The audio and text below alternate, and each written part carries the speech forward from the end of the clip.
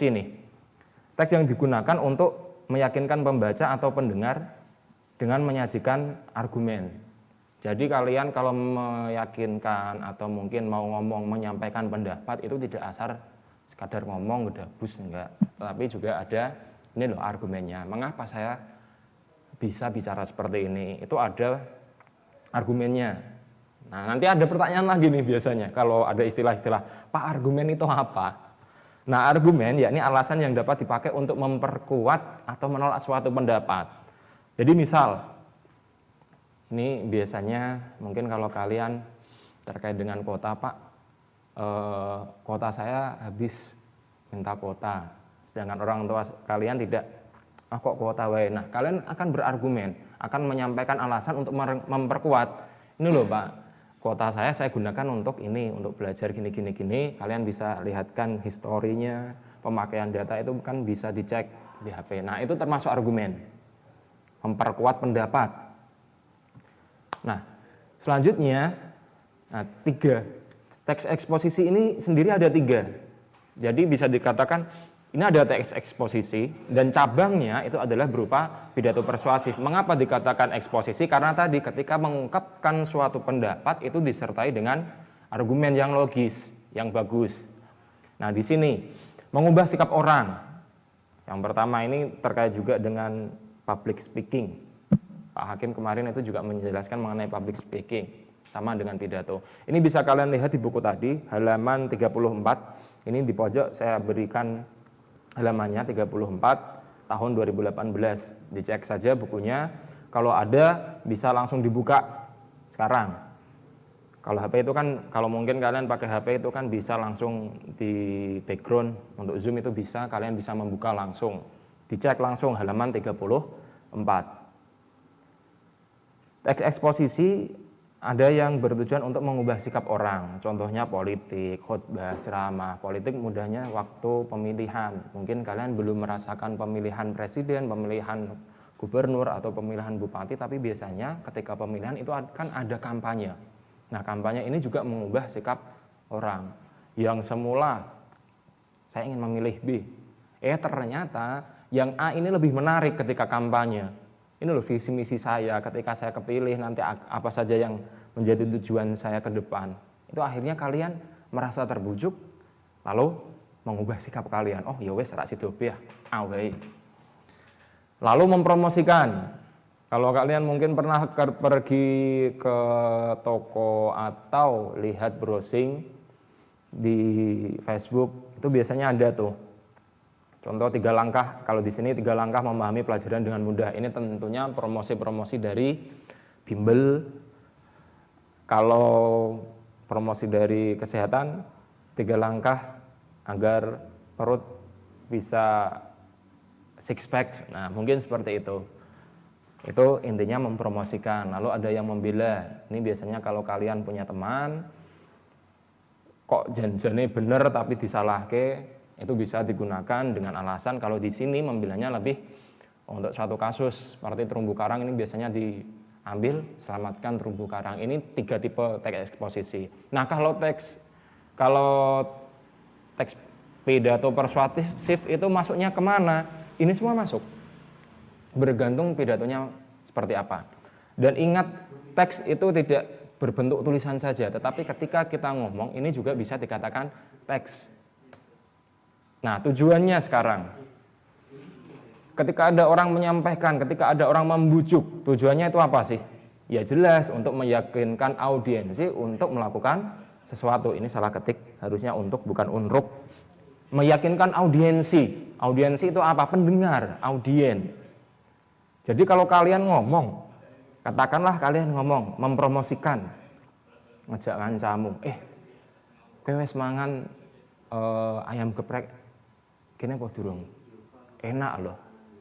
Pedasnya mantep, ayamnya gurih, empuk.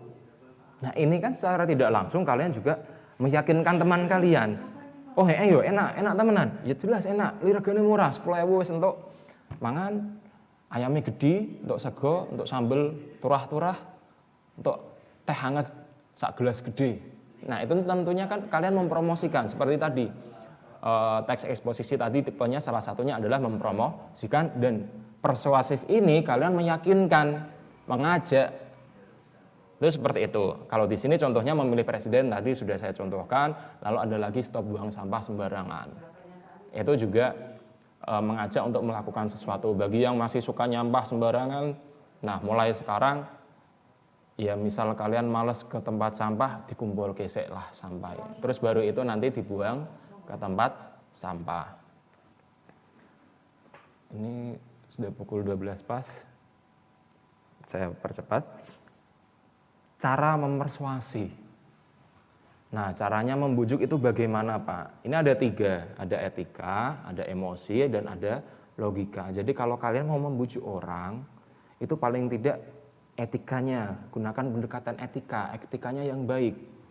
Rak mungkin kowe meh mbujuk wong tapi malah wonge mbok elek-elek sik, kowe ku goblok. Makanan China itu kowe mangan ning kono ya ora enak, rugi. Nah, itu tentunya nanti orang tersebut akan merasa, nah ini mau ngajak, tapi kok malah goblok-gobloknya aku, akhirnya kan nggak menarik. Lalu emosi, gugah perasaan audiensi. Emosi ini terkait dengan perasaan. Jadi seperti tadi mungkin kalian mau membeli ayam geprek, enak banget kok. Ayolah jajal, aku kancani, nah orang ono wis tak bayari. Atau mungkin di masa pandemi seperti ini, iku janjane enak tapi saake sepi. Ayolah larisi. Ini menggunakan pendekatan emosi untuk menarik perhatian orang. Lalu ada lagi satu, logika buat masuk akal. Masuk akalnya bagaimana tadi untuk kasus ayam geprek? Otomatis ning kono kok ayam gepreknya enak, harganya masih murah, tetapi saat ini karena sedang pandemi sepi. Jadi digunakan pendekatan logika. Kamu membeli dengan harga 10.000, dengan apa yang kamu dapatkan itu termasuk murah. Nah, ini adalah pendekatan logika. Jadi untuk menarik perhatian seseorang, untuk memersuasi, untuk memengaruhi orang lain, itu paling tidak kalian harus melakukan 3 pendekatan ini. Ada etika, emosi, dan logika. Nah, itu bagaimana caranya? Tentunya perlu jam terbang, perlu banyak membaca, perlu banyak bergaul dengan orang lain, sehingga kalian tahu audiennya bagaimana, tipikalnya bagaimana, sehingga cara membujuknya itu bagaimana. Nah, ini kemarin yang cukup viral nih. Pesanlah dari McDonald's. Ini ada di Instagram, kalian bisa cek sendiri di Instagramnya Burger King. McDonald's ada burger. Burger King juga jualan burger.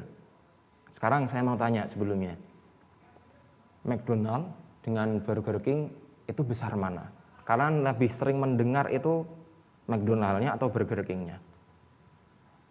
Kemungkinan besar yang sering kalian dengar adalah McDonald's kan? Nah, di sini kemarin Burger King cukup membuat viral. Ini baru masih hangat, kalau yang di rumah pegang HP bisa cek sendiri nanti di Instagramnya Burger King. Pesanlah dari McDonald's. Dia Burger King, tapi dia ngomong pesenlah nenggone McDonald's. Nah, captionnya bagaimana? Tidak pernah terpikirkan oleh kami untuk meminta Anda melakukan ini. Jelas ya, bisa terlihat ya, karena ini resolusinya kecil. Karena ini kan gambar, jadi resolusinya kecil. Tidak pernah terpikirkan oleh kami untuk meminta Anda melakukan ini. Sama halnya tidak pernah terpikir bahwa kami akan menganjurkan Anda untuk memesan dari Flip Burger, Carl's Jr., Junior, Wendy's, Kelanggaran Burger, KFC, CFC, Domino's Pizza, Pizza Hut, Bakso Bujang, Sate Khas Senayan, Hokben, Ciko, Tawan, Sederhana, Warteg, dan lain-lain. Atau gerai makanan independen lainnya. Terlalu banyak untuk disebutkan satu persatu dari restoran cepat saji ataupun tidak. Tidak pernah terpikirkan oleh kami untuk meminta Anda melakukan ini, tapi semua restoran yang memiliki beribu karyawan membutuhkan pertolongan Anda saat ini. Nah, ini persuasifnya bagus ini. Jika Anda ingin membantu, jika Anda ingin membantu, tetap manjakan diri Anda dengan makanan lezat melalui pesan antar, take away, drive-thru, menikmati Whopper pilihan yang terbaik. Whopper ini kelihatannya salah satu menu di McDonald's. Menikmati Whopper pilihan yang terbaik. Namun memesan Big Mac ini produknya Burger King, juga tidak ada salahnya. Jadi secara persuasif, koyok-koyok, ini kan Burger King dengan McDonald's itu lebih terkenal McDonald's jelas. Tapi Burger King dengan persuasinya seperti ini termasuk juga persuasif loh ya. Tapi tingkat tinggi lah. Karena dia mempromosikan rivalnya, saingannya yang lebih besar. Padahal saingan biasanya kalau saingan itu kan saling menjatuhkan. Tapi ini seolah fair mempromosikan saingannya, secara tidak langsung namanya dia akan naik. Ya jawabannya dompleng juga dari nama McDonald seperti itu. Namanya akan naik dan dia akan mendapatkan kepercayaan. Nah ini agak rada anjlimet. Tapi yang pasti di sini yang orang berkesan pertama adalah Burger King bagus ya. Dia mau mempromosikan McDonald padahal itu adalah rivalnya, saingannya. Tapi secara tidak langsung karena ini seperti itu, akhirnya orang yang tidak mengenal Burger King malah mengenal Burger King. Secara tidak langsung dia akan mempromosikan dirinya sendiri. Ini termasuk persuasif yang tingkat lanjut. Nah, ini ada. Kalian nanti bisa lihat, buka juga buku halaman 40, ini ada, di buku tadi ada contoh pidato dari seorang siapa tadi ya, Suzuki atau Shizuka tadi. Itu bisa kalian cek di sana, itu juga bagus pidatonya. Lalu bagaimana strukturnya? Yang pertama adalah pernyataan posisi. Pidato persuasif merupakan termasuk ke dalam teks eksposisi. Teks eksposisi umumnya dimulai dengan suatu pendahuluan, pernyataan posisi yang memberikan pendapat atau sudut pandang pengarang. Bagian berikutnya memiliki serangkaian argumen logis yang meyakinkan audien mengapa posisi itu diambil. Simpulan memperkuat atau menyimpulkan pandangan pengarang. Nah, di sini kita bisa lihat, ini sebenarnya bukan teks yang pidato, tetapi mudahnya ini yang kecil dan yang baru masih hangat kemarin. Tidak pernah terpikirkan oleh kami untuk meminta Anda melakukan ini. Jadi Burger King ini mengambil posisi untuk ngomong, ini loh posisiku sebagai untuk sesama penjual. Jadi Carl's, Wendy JR, KFC, JFC dan lain, ini sama-sama menyatakan posisinya di sana. Lalu tahapan argumen, tak pernah terpikirkan oleh kami untuk meminta Anda melakukan ini, tetapi semua restoran yang memiliki beribu karyawan membutuhkan pertolongan Anda. Dia mengungkapkan ini loh, restoran-restoran ini yang mempunyai ribuan karyawan membutuhkan pertolongan Anda. Di sini dihilangkan pertolongan apa? Karena kemarin banyak PHK dan lain-lain terkait dengan pandemi. Lalu penguatan pernyataan posisi. Jika Anda mau membantu, ya wes, nak dikuatkan. Kalau kamu mau membantu, ya wes, itu beli. Posisinya seperti itu. Bisa dengan take away, drive thru, atau menikmati Whopper itu loh, pilihan yang terbaik. Menikmati dari sajian dari McDonald's itu pilihan yang terbaik. Tapi Big Mac juga tidak ada salahnya kok. Secara tidak langsung dia mempromosikan, menarik audien, mersuasif audien untuk membeli produknya sendiri. Itu suatu persuasif tadi yang halus. Bahkan mungkin orang tidak merasa dipersuasifi. Tiba-tiba, oh Burger King apa ya? Coba kita kok enak, jajal Nah itu persuasif secara halus. Dan bagaimana cara membuatnya? Tadi sudah sampai persuasif, teks persuasif itu apa, strukturnya bagaimana, lalu selanjutnya nanti kita akan membuat atau menyimpulkan itu nanti pada pertemuan berikutnya. Nah, itu saya cukupkan. Jika ada pertanyaan silakan bertanya, kalau tidak ada ya wes, saya akhiri karena sudah pukul 12:10.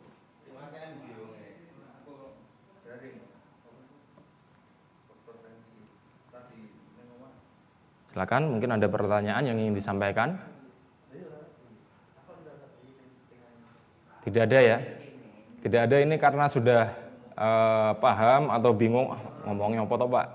Persuasif. Intinya pidato persuasif itu tadi menarik, mengajak, membujuk untuk melakukan sesuatu tindakan. Intinya seperti itu.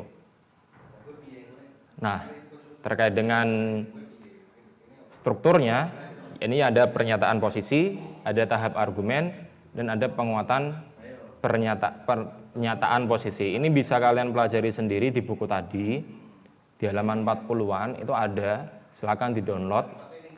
Sekitar berapa ya? 30 MB kelihatannya bukunya. 30 MB, tinggal download saja gratis, nggak usah bayar, dan bisa kalian gunakan dimanapun, karena di HP itu nanti kan bisa kalian buka PDF-nya. Jadi tidak ada pertanyaan atau ada pertanyaan?